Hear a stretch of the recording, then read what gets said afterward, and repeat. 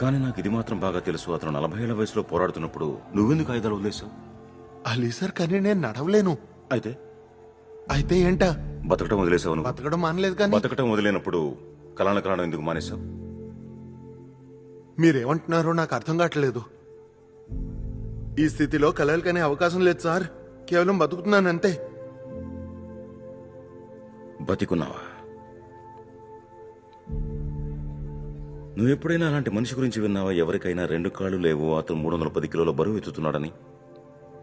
ఒక మనిషికి 1 కాలు లేదు, అయినా కూడా 5 అడుగుల ఎత్తు ఎగురుతున్నాడని.